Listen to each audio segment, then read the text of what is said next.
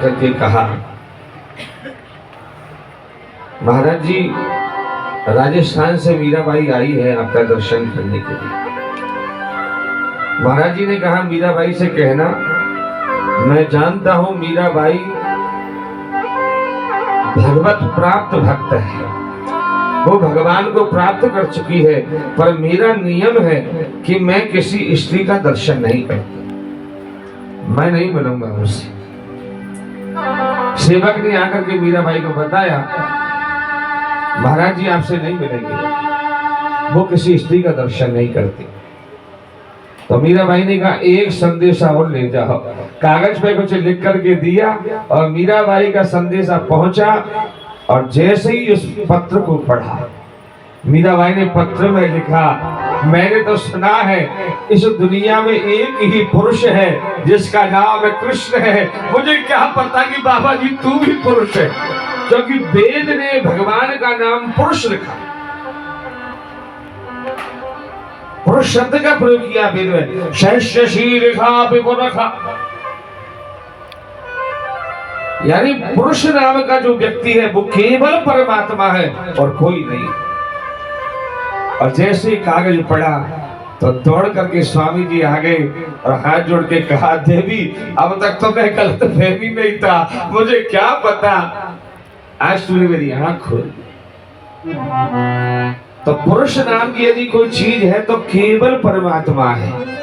उस रास में लक्ष्मी भी आई, पर लक्ष्मी को प्रवेश नहीं मिला, क्योंकि लक्ष्मी ने कहा कि मेरा पति रास कर रहा है। तो राधा रानी ने कहा, बहुत बड़ी गलत फहमी में हो, ना कोई यहाँ पति है, ना कोई पत्नी है, ना कोई यहाँ स्त्री है, ना कोई पुरुष है, यहाँ तो केवल ब्रह्म है और जीव है, इसके अलावा कुछ नहीं। ये तो जीव और ब्रह्म का विशुद्ध मिला। भगवान बीच में खड़े हो गए और गोपियां जैसी कहती रही वैसे ही भगवान करते रहे, नृत्य करते रहे, ठुमके लगाते रहे। तो गोपियों को अभिमान हो गया। यानी कहने का मतलब ये है कि जीव को अभिमान जल्दी होता है, परमात्मा की प्राप्ति के बाद भी अभिमान हो गया। सनक सनंदन सनातन और सनत कुमार जब वैकुंठ के दरवाजे पर पहुंचे तो वैकुंठ के दरवाजे पर द्वारपाल बनकर रहने वाले जब विजय को ईर्ष्या हो गई और वहां जाकर भी सनकादिकों को क्रोध आ गया, शाप दे दिया। इसका मतलब ये है कि जीव के अंदर दुर्गुण कभी भी पैदा हो सकता है।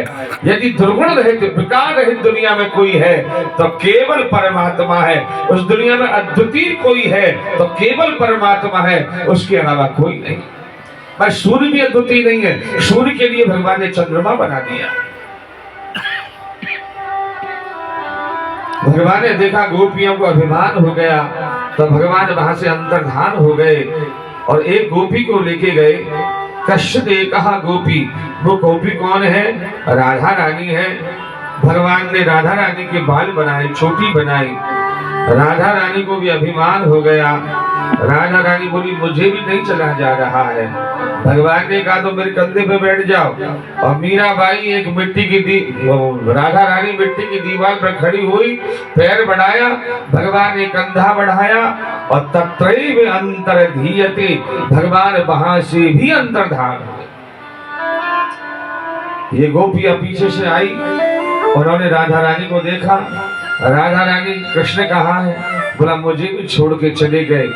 और इन्हें गोपियों ने क्या किया? कृष्ण को ढूंढने के लिए क्या किया? भागवत में लिखा है ये गोपियां कृष्ण की याद में कृष्ण की लीलाओं का चिंतन करने लगी। ये ढूंढने नहीं गई,